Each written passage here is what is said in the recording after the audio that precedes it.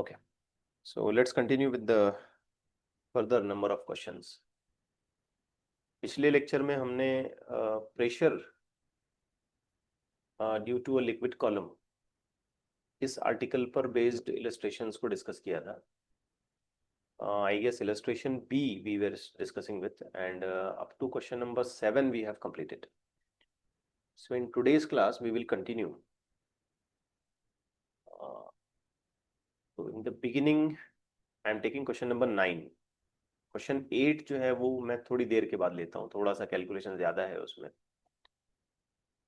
बिल्कुल शुरुआत में ना लेते हुए उसको मैं इन बिटवीन कहीं कवर अप करूंगा. If you see in this particular question हमसे कहा जा रहा है कि pressure at the half depth of the lake is equal to 2/3 of the pressure at the bottom of the lake. हम ऐसे सोच सकते हैं कि कहीं कोई एक लेक है, ये एक वाटर लेवल में बस दिखा रहा हूं. ये लेक का बॉटम मोस्ट पॉइंट है या बॉटम मोस्ट रेफरेंस है, और ये लेक का टॉप मोस्ट रेफरेंस है. अब हम इन बिटवीन कहीं पर हैं. अगर हमारा क्लेम ये है कि लेक की जो टोटल हाइट है वो h है, तो ये वाला जो पॉइंट हमने कंसिडर कर लिया ये एज पर क्वेश्चन हाफ यानी कि h/2. एक और पॉइंट हम बिल्कुल बॉटम पर कंसिडर करते हैं. ठीक है, लेट्स से कि ये जो बॉटम पर कंसिडर किया गया पॉइंट है ये पॉइंट B है, और ये हाफ वे पे जो पॉइंट कंसिडर किया है ये पॉइंट A है. अगर आप क्वेश्चन को केयरफुली देखें तो वो कहता है कि पॉइंट A पर जो प्रेशर है, pressure at half the depth of the lake is equal to 2/3 of the pressure at the bottom of the lake. यानी कि बॉटम पर जो प्रेशर है वो 2/3 वैल्यू के साथ half depth of the lake को रिलेट किया जा सकता है. चलें, इसमें हम ये भी मानेंगे कि जो एटमॉस्फेरिक प्रेशर है वो P0 है.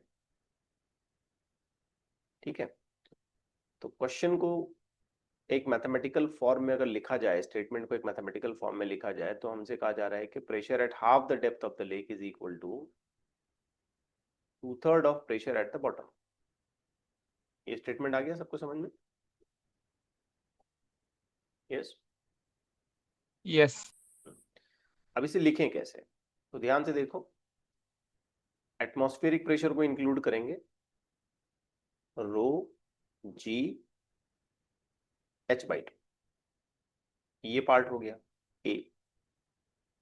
अब बी पार्ट को देखो कैसे लिखेंगे. 2/3 एटमॉस्फेरिक प्रेशर को इंक्लूड करेंगे, रो जी और एच. करेक्ट है, क्योंकि ए पॉइंट पे जो भी प्रेशर आएगा वो atmospheric pressure and half depth की वजह से आएगा, और बी पॉइंट पे जो भी प्रेशर आएगा वो एटमॉस्फेरिक डेप्थ और full depth, sorry atmospheric pressure और फुल डेप्थ की वजह से आएगा. सही हो गया? यस. यस. अब इसमें यस. बस कैलकुलेशन पूरा करना है and we are done with. Rho g h/2 is equal to, यहां ले लेते हैं 2/3 of P0 plus 2/3 of rho ji h. अब ये P0 वाला factor on the left side ले लेते हैं, तो we will be getting P0 minus 2/3 of P0 is equal to 2/3 rho GH minus rho GH/2. यहाँ सब्सट्रैक्शन करेंगे तो we will be getting 1/3 of P0 is equal to, आप rho GH factor common ले लें, 2/3 minus half. Let's write this as 1/3 of P0, where we remember that P0 is the atmospheric pressure, is equal to rho ji h. अब ये bracket आप solve करोगे तो यहां आपको मिल जाएगा 1/6. करेक्ट है? आप ये 3 और ये 6 काट दें, इसको बना दें 2. 2 को भी ऑन द अदर साइड आप ले लें तो ये हो जाएगा 2p0 is equal to rho ji h. Okay, so by simple calculation हमें मिलेगा H is equal to 2 times of atmospheric pressure divided by rho n g. Now this is 2 atmospheric pressure is 10 to the power 5. Rho water के लिए होता है 1000 और acceleration due to gravity is 10. तो आप इसे ऐसे लिख सकते हैं 2 into 10 to the power 5 divided by denominator देखो 10 टू द पावर 4. कैलकुलेशन करो, ये कट गया, आंसर आ गया 20 मीटर. ऑप्शंस चेक करते हैं. यहाँ पे ये बी ऑप्शन मैच करेगा. ठीक, यस. yes, एक yes, और सिंपल सा क्वेश्चन मैं आपको देता हूँ, या दो ऐसे सिंपल से क्वेश्चन देता हूँ, बिल्कुल आसान से.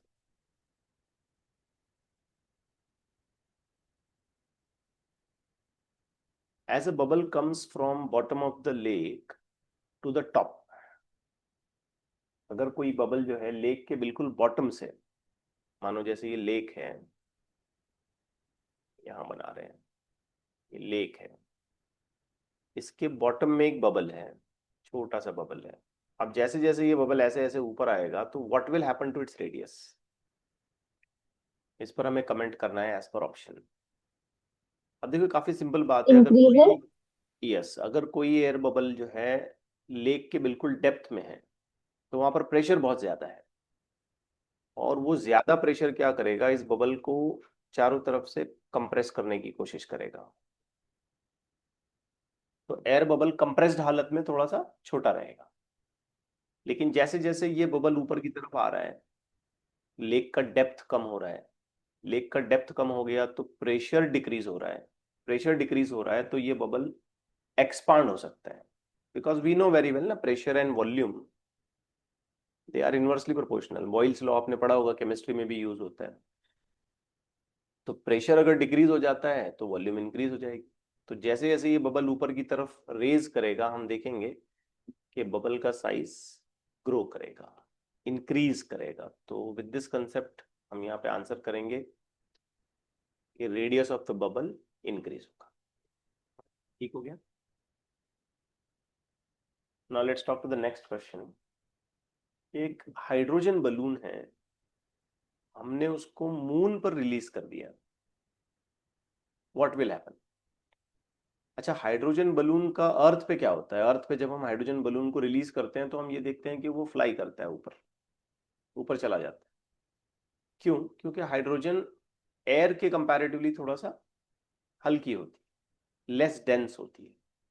तो हाइड्रोजन बलून को जब रिलीज किया जाता है, फ्री किया जाता है, छोड़ दिया जाता है, तो वी फाइंड दैट कि ये फ्लाई करता करता करता ऊपर स्काई की तरफ निकल जाता है. जितना ऊपर जा सकता है, 2-3 किलोमीटर ऊपर पहुंच जाता है. But the same thing if you do on moon, तो वहां पे क्या होगा, क्या लगता है आपको. Option D. ऑप्शन डी आएगा, it will fall. Now what is the reason for that. Yes, correct है, आंसर तो सही दिया तुमने. देखो मून पर कोई एटमॉस्फेयर ही नहीं है ना. अब यहाँ अर्थ पे जब हम हाइड्रोजन बलून को रिलीज करते हैं तो यहाँ एटमॉस्फेयर है, और एटमॉस्फेयर में फिर लो डेंस हाई डेंस गैसेस, ये सारी कंडीशन क्रिएट होती है, बायोंट फोर्स एप्लीकेबल है ना. लेकिन मून पर तो कोई एटमॉस्फेयर ही नहीं है, तो कंपैरिजन ऑफ डेंसिटी ये कोई मामला ही नहीं बनता, कोई ट्रेजेक्टरी क्रिएट नहीं होगी, कोई बायोंट फोर्स क्रिएट नहीं होगा, बायोंसी होगी ही नहीं वहां पे. क्योंकि ये जो बायोंसी का ऑब्जर्वेशन हम करते हैं, ये फ्लूइड्स में या लिक्विड्स इन पर्टिकुलर की अगर हम बात करें, वहां पर ऑब्जर्व करते हैं, एटमॉस्फेयर में ऑब्जर्व करते हैं. तो मून पर कोई एटमॉस्फेयर ही नहीं है, तो हाइड्रोजन बलून जस्ट लाइक एक ऑब्जेक्ट की तरह बिहेव करेगा. अगर वो ऑब्जेक्ट की तरह बिहेव करता है तो किसी भी ऑब्जेक्ट को जब छोड़ा जाता है तो व्हाट इज एक्सपेक्टेड, वो नीचे गिरे, वो भी नीचे गिरेगा. लेकिन इसका नीचे गिरना एक्सेलरेशन ड्यू टू ग्रेविटी के पॉइंट ऑफ व्यू से अगर हम चेक करते हैं, तो मून पर की जो एक्सेलरेशन ड्यू टू ग्रेविटी है वो अर्थ के एक्सेलरेशन ड्यू टू ग्रेविटी के कंपैरेटिवली 6 टाइम्स लेस है, ठीक है, g/6 होती है। तो यहां पर ये होना चाहिए 9.8, यहाँ करेक्शन है 9.8 डिवाइडेड बाय 6 मीटर पर सेकंड स्क्वायर, इतनी एक्सेलरेशन से बलून फॉल करेगा। तो करेक्ट ऑप्शन डी हो जाएगा, बिल्कुल सही है। आ गया समझ में आपका? यस। Yes, sir. चलिए एक और देखते हैं।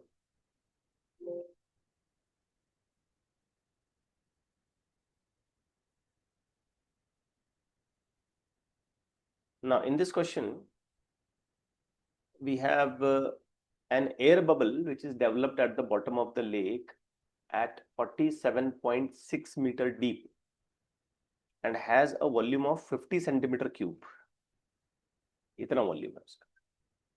अब ये बबल रेज करता करता करता करता सरफेस पर आ जाता है, तो फिर वहां पे हमसे पूछा जा रहा है कि भाई वॉल्यूम क्या होगा, ठीक है।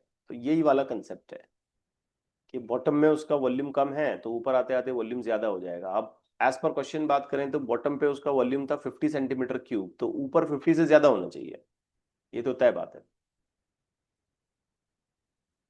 इसके हिसाब से अगर मैं ऑप्शन डी पर अपना कमेंट करना चाहूं तो क्या हो सकता है? इंक्लूडेड है नॉट इंक्लूडेड है डिस्कशन में? Not included. Not included. Option D तो आंसर आ ही नहीं सकता, क्योंकि पहले से उसका वॉल्यूम बॉटम पे कितना है, 50 सेंटीमीटर क्यूब है। अब ऊपर जाएगा तो 50 से बड़ा ही हो जाएगा, तो ये तो 22 है, तो हो ही नहीं सकता। अब हमें फिगर आउट करना है कि वो कितना है। अच्छा, यहाँ पे मैंने बातों बातों में आपको एक चीज बताई कि प्रेशर एंड वॉल्यूम ये इनवर्सली प्रोपोर्शनल है, तो इसका सीधा सा मतलब ये हो गया कि प्रेशर और वॉल्यूम का प्रोडक्ट अगर हम किसी जगह पे लेते हैं तो वो कांस्टेंट होना चाहिए। करेक्ट है। तो बॉटम ऑफ द लेक को अगर हम इमेजिन करते हैं ये लाइक दिस, यहाँ पे कहीं बलून है, सॉरी आई में से कोई बबल है, और ये जो डेप्थ हमको दी जा रही है ये 47.6 मीटर है। तो यहाँ जो भी इसका सिनेरियो होगा, इसका प्रेशर P1 है और वॉल्यूम V1 है। अब ये रेज करता करता करता करता मान लो ऊपर आ गया, वॉल्यूम थोड़ा सा बढ़ जाएगा, लेकिन हम ये कहेंगे कि इसका प्रेशर P2 है और वॉल्यूम V2 है। तो एज पर बॉयल्स लॉ हमें लिखना चाहिए कि pressure P1 into volume V1 is equal to pressure P2 into volume V2। क्या कहते हो, सही है? Yes. इस सिचुएशन में पीवी कांस्टेंट माना जाएगा, कोई टेम्परेचर का चेंज हम इमेजिन नहीं करेंगे, बॉयल्स लॉ होल्ड करेगा। Pressure P1 V1, product P1 V1 is equal to P2 V2, general कंसेप्टेशन। अब सवाल ये कि हम P1 लिखेंगे कैसे। तो ध्यान से देखें, P1 जब हम लिखेंगे तो ये हो जाएगा P0 यानी कि एटमॉस्फेरिक प्रेशर प्लस रो जी एच, जो भी डेप्थ है, इनटू द वॉल्यूम V1। और जब ये सरफेस पर पहुंचेगा तो हम प्रेशर P2 कैसे लिखेंगे? तो हाइट तो हो गई 0 क्योंकि सरफेस पर पहुंच गया, तो जो भी प्रेशर यहाँ पे डेवलप हो रहा है वो just because of atmospheric pressure है। तो प्रेशर P2 सिर्फ P0 है, एटमॉस्फेरिक प्रेशर है, into whatever the corresponding volume it to have.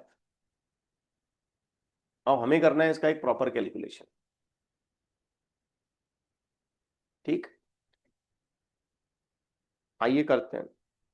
अब ये जो एटमॉस्फेरिक प्रेशर का वैल्यू इसने हमको दिया है ये 70 सेंटीमीटर है जी, ये सब मैं नहीं जाता हूं यहाँ पे, मैं सीधे सीधे एटमॉस्फेरिक प्रेशर की वैल्यू को 10⁵ इमेजिन कर लेता हूँ, प्लस डेंसिटी ऑफ वाटर की बात करेंगे 1000 into acceleration due to gravity 10, कितने डीप है तो 47.6 मीटर, इतना डीप है, into the factor of V1।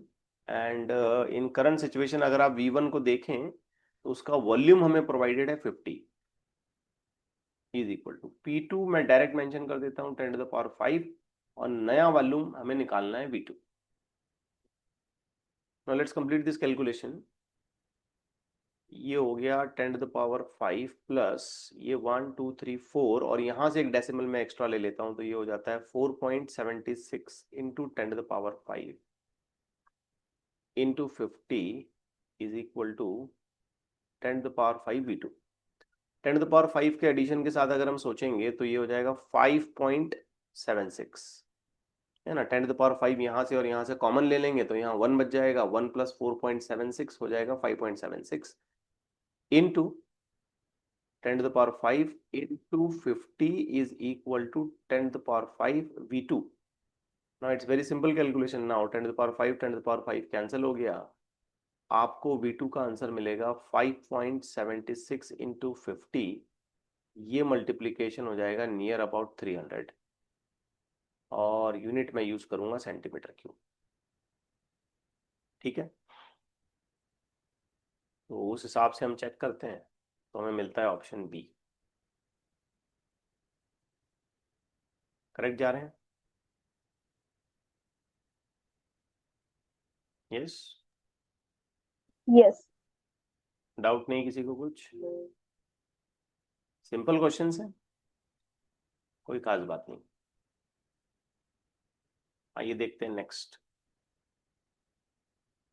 The height of a mercury barometer is 76 centimeter at the sea level and 50 centimeter at the top of the hill. Ratio of density of the mercury to that of the air is 10⁴। तो हिल का height कितना है?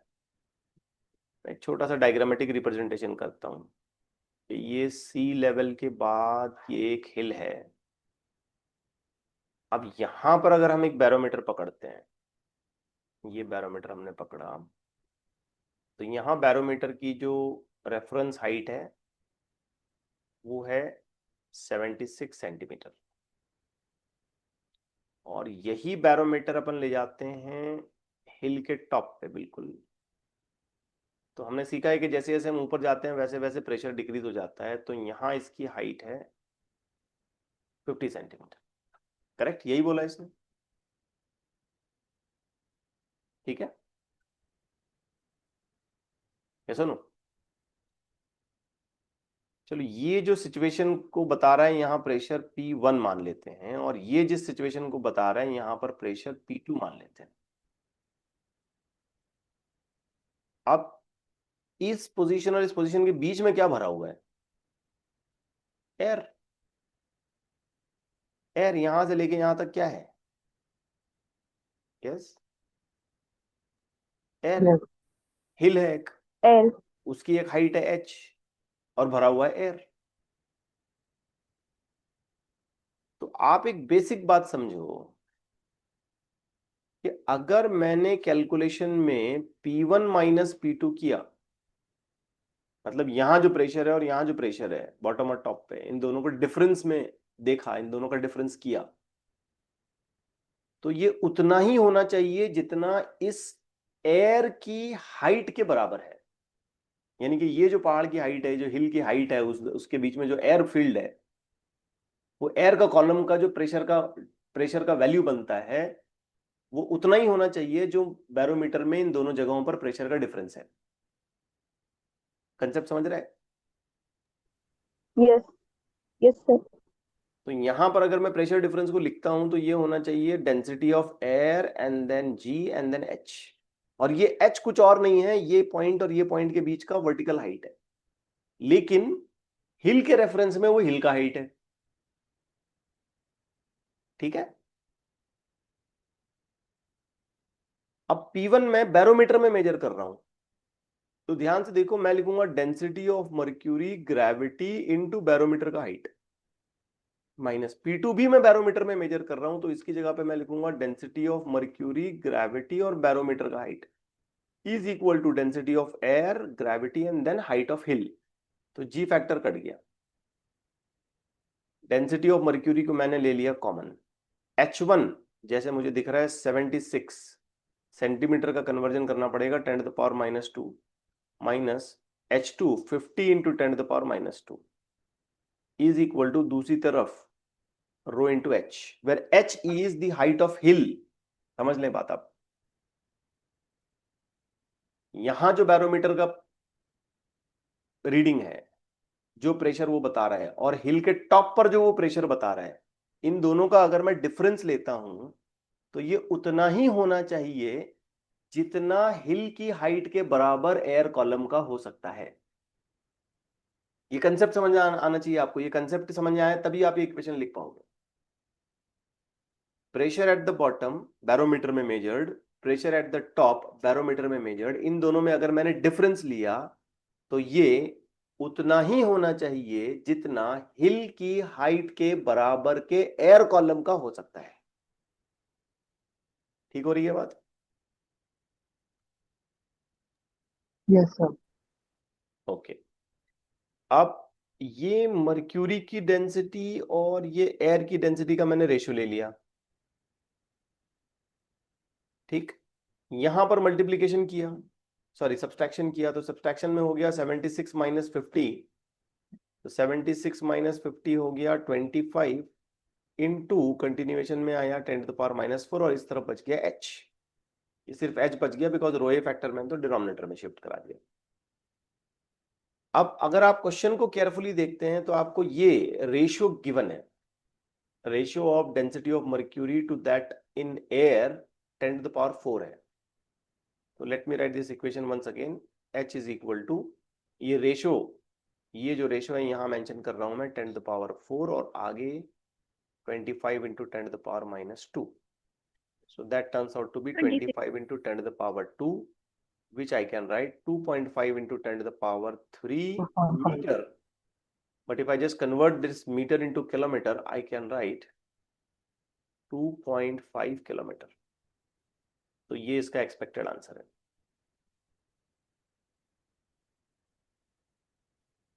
अब इस पूरे question में जो सबसे इंपॉर्टेंट बात है वो ये है कि आप ये इक्वेशन क्यों लिखें, कैसे लिखें, ये समझ में आना चाहिए आपको। मैं फिर पूछ रहा हूं, ये इक्वेशन मैंने किस बिना पे लिखी है, समझ आ गया आपको?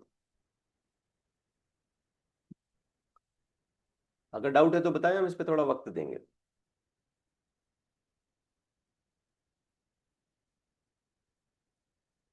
यस,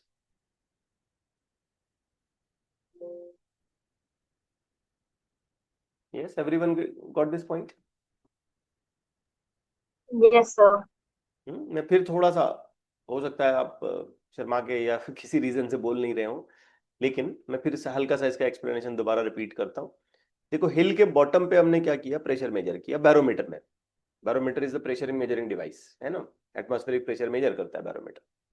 तो हमको वो प्रेशर कितना मिला, 76 सेंटीमीटर इतनी हाइट बैरोमीटर में मर्क्यूरी की रेज होती है, इतना प्रेशर हमको। फिर वही बैरोमीटर हम लेके पहुंच जाते हैं टॉप पे हिल के, तो हम देखते हैं कि वो 76 सेंटीमीटर वाली हाइट ड्रॉप होके 50 हो जाती है। अगर आप इन दोनों जगहों को रेफर करते हैं as 2 points, top and bottom, तो टॉप और बॉटम के बीच में हिल की हाइट के बराबर, हिल की जितनी हाइट है उसके बराबर एयर भरी हुई है, इसके बराबर एयर भरी हुई है, करेक्ट है? एयर इज अ फ्लूइड, तो जो फ्लूइड पर फॉर्मूला एप्लीकेबल होगा, वाटर लिक्विड पर फॉर्मूला एप्लीकेबल होगा, वो एयर पर भी हो सकता है प्रेशर के लिए। जैसे इसको समझाने के लिए मैं एक हल्का सा मिसाल देता हूं, लेट्स से कि हमारे पास ऐसा एक लिक्विड कॉलम है, यहां पर मैंने बॉटम पे प्रेशर मेजर किया फॉर एग्जांपल 5, और यहां पर मैंने प्रेशर मेजर किया फॉर एग्जांपल 2, और मैं फिर आपसे ये पूछ रहा हूं कि ये एच हाइट पता करो, और मैंने ये नाम दे दिया कि भाई ये 5 P1 है और ये 2 जो मैंने मेजर किया ये P2 है। तो आप पता है क्या लिखोगे, आप लिखोगे P1 minus P2 is equal to rho ji H, अगर इस लिक्विड की डेंसिटी रो है, यही लिखोगे ना आप? यस। सोचें जरा, यही लिखोगे? Is this equation correct? Yes. यहाँ पे जो प्रेशर है उस दोनों का प्रेशर का डिफरेंस उतना ही होना चाहिए जितना ही लिक्विड की कॉलम का है। फिर बाद में आप ये P1 का वैल्यू P2 का वैल्यू पुटअप करोगे, डेंसिटी पुटअप करोगे, हाइट निकालोगे। एग्जैक्टली उसी तरीके से यहां पर भी वैसे ही हो रहा है, लेकिन फर्क क्या है कि लिक्विड की बजाय यहां कौन भरा हुआ है? एयर। तो ये पॉइंट और ये पॉइंट के प्रेशर का डिफरेंस उतना ही होना चाहिए जितना इस एयर के कॉलम का है। अब ये एयर के कॉलम की हाइट कितनी है, तो हिल की हाइट के बराबर। तो वो एयर कॉलम की हाइट निकालना, यानी कि हिल की हाइट निकालना, तो वही पूछा उसने, हिल की हाइट फाइंड आउट करो।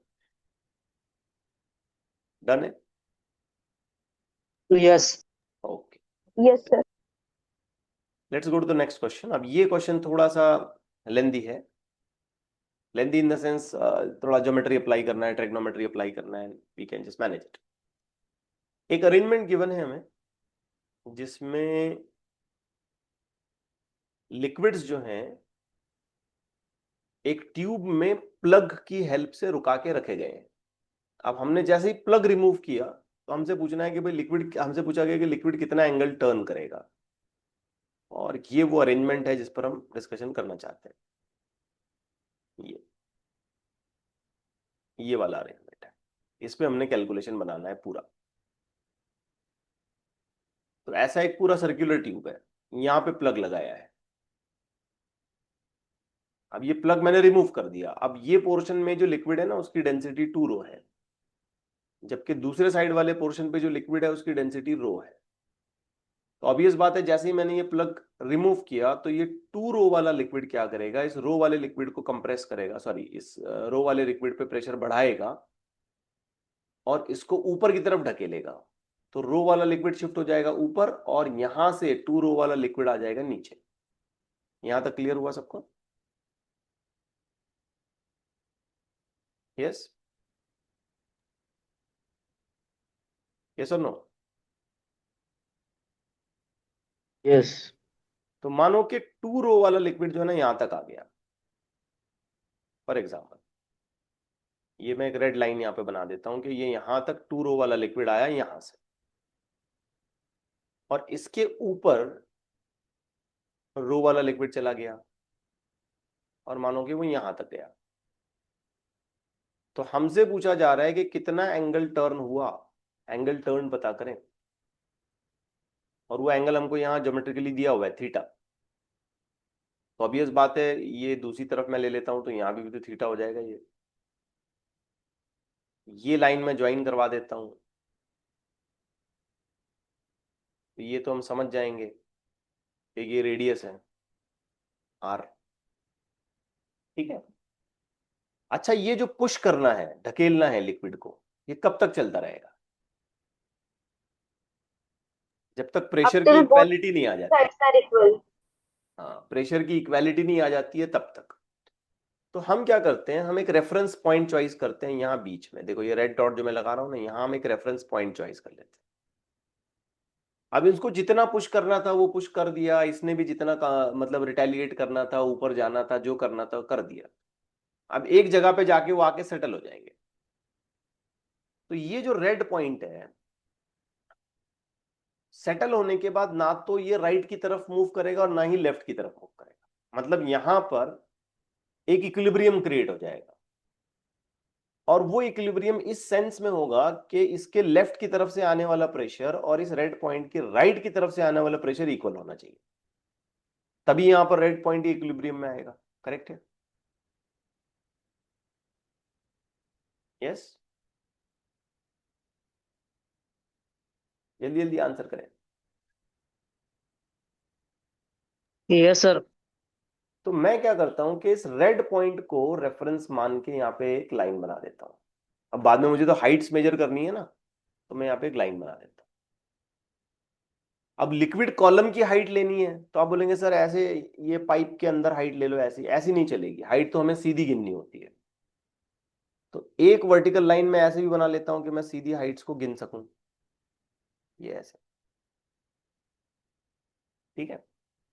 अब बच्चों ध्यान से देखो कि इस रेड पॉइंट के लेफ्ट की तरफ जो लिक्विड है उसकी डेंसिटी है 2 रो। लेफ्ट की तरफ जो लिक्विड है उसकी डेंसिटी है 2 रो, और वर्टिकल रेफरेंस में वो इतना ऊपर है। करेक्ट है? H1 नाम दे देते हैं। सही जा रहे हैं? इस पॉइंट की हॉरिजॉन्टल रेफरेंस आप देखें तो इस रेफरेंस में, और ये 2 रो वाले लिक्विड की मैक्सिमम हाइट को रेफर करते हुए देखें तो वो H1 इतना ऊपर है। करेक्ट है?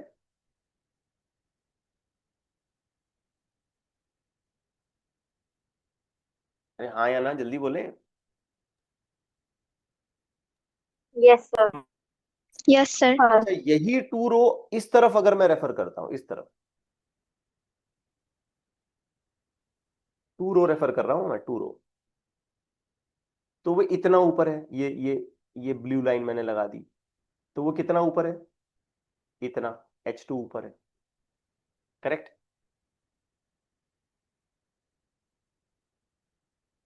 ठीक है, और इसके ऊपर Yes. ये जो रो डेंसिटी वाला लिक्विड है वो इतना ऊपर है यहां तक। इसको भी मैं दो हिस्सों में बांट सकता हूं, एक ये वाला और फिर उसके आगे एक ये वाला। ठीक है, we can do very quick calculations to understand these whole things. यहां से भी मैं एक चाहूं तो एक सीधी लाइन ऐसे ज्वाइन करवा दूं और बोल दूं कि भाई ये रेडियस आर है। अगर यहाँ ऊपर की तरफ एंगल थीटा है तो ये वाला एंगल भी थीटा हो जाएगा। अब जब तक मैं ये हाइट्स आइडेंटिफाई नहीं करता हूं तब तक मैं प्रेशर लिख ही नहीं सकूंगा, तो मेरे लिए प्रायोरिटी ये है कि मैं ये हाइट्स आइडेंटिफाई करूं। अब इन हाइट्स को मुझे प्रॉपरली आइडेंटिफाई करना है, उसके लिए देखें H1 निकालना है, H2 निकालना है, फिर ये वाली हाइट निकालनी है, फिर ये वाली हाइट निकालनी है। तो H1 निकालने के लिए मैं क्या करता हूं कि यहां से ये लाइन आगे कंटिन्यू कर देता हूं यहां तक, ग्रीन लाइन दिखा। अब आपने मुझे बहुत जल्दी से आंसर करना है कि ये ग्रीन और ये रेड H1 दोनों मिला के कितने होने चाहिए, इसके बराबर। और ये यहां अगर मैं देखता हूं तो ये R है, करेक्ट है। यस। अच्छा, इस ट्रायंगल में सब लोग नोटिस करेंगे, यहाँ इस वाले ट्रायंगल में सभी नोटिस करेंगे। तो इस ट्रायंगल में अगर आप नोटिस करते हैं तो ये जो ग्रीन वाली लाइन दिख रही है ये होनी चाहिए R sin थीटा, करेक्ट है। Yes. तो all of you please notice it, H1 should be equal to R minus R sin theta. H1 should be equal to this, R minus R sin theta, क्योंकि यहां से लेके पूरा नीचे तक R है, ये पैरेलली मुझे समझ में आया। उसमें का अगर R sin थीटा कट हो जाता है तो बचा H1, तो H1 होना चाहिए R minus R sin theta. Perfect है,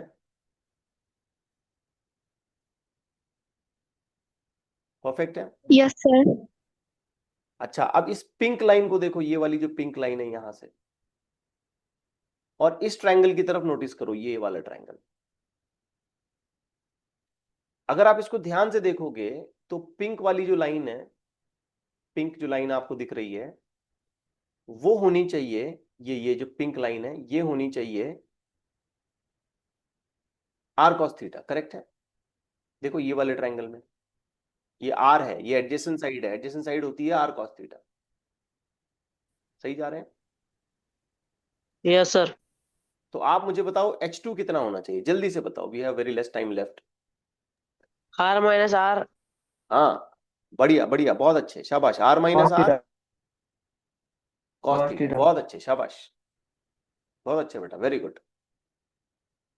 अच्छा, अब ये जो पिंक लाइन है और ये जो रेड लाइन है सामने की, ये रेड वाली लाइन, ये तो इक्वल ही है, ये R cos थीटा होना चाहिए, सही। और उसी तरीके से अगर मैं ये ऊपर वाला ट्रायंगल देखूं, ये ब्लू कलर जिसको मैं दे रहा हूं, ये R है, तो ये ब्लू लाइन जो है ये होनी चाहिए R sin थीटा। तो अब मुझे पूरे हाइट्स मिल गए। अब आते हैं दोबारा इस पॉइंट पे। इस पॉइंट पर लेफ्ट की तरफ प्रेशर कौन लगा रहा है, 2 रो G H1, सही है। इस पॉइंट पर लेफ्ट की तरफ से आने वाला प्रेशर 2 रो लिक्विड का H1 हाइट के साथ, सही है, करेक्ट है। माइक ऑफ करें, किसी का माइक ऑन रह गया देखें, टेक ऑफ किया। इस पॉइंट पर इक्विलिब्रियम हमने इस पे माना, लेफ्ट साइड की तरफ से आने वाले लिक्विड का प्रेशर, तो उसकी हाइट कितनी मिल रही है हमको, 2 रो G H1, सही है। Should be equal to right की तरफ से आने वाला पहला 2 रो वाला पोर्शन, 2 रो G H2, और बाद में रो से आने वाला पोर्शन रो Rho G H. G। लेकिन यहां पर दो सेगमेंट हैं, R cos theta plus R sine theta, ये टोटल हाइट को मैंने h3 अगर बोल देना है तो total height R cos theta plus R sine theta हो जाएगी। ये सेगमेंट आर कॉस थीटा, ये सेगमेंट आर साइन थीटा। तो वी मे क्विकली फाइंड के भाई factor of rho G rho G rho G cut गया,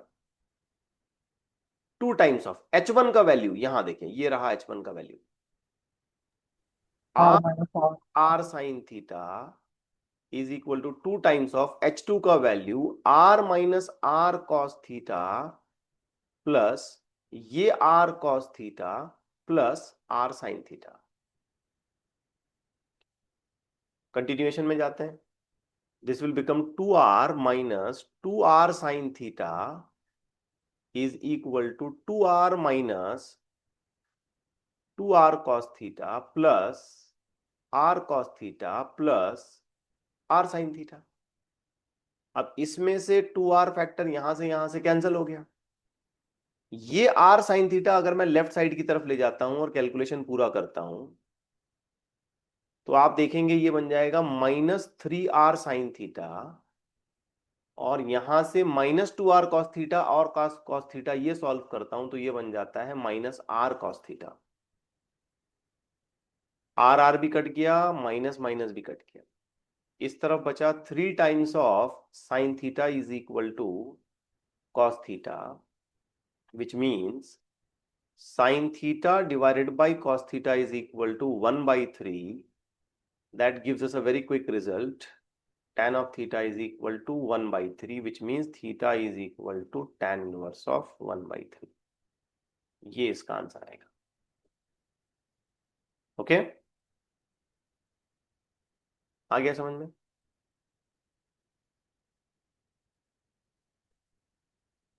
अब ये Yes, sir.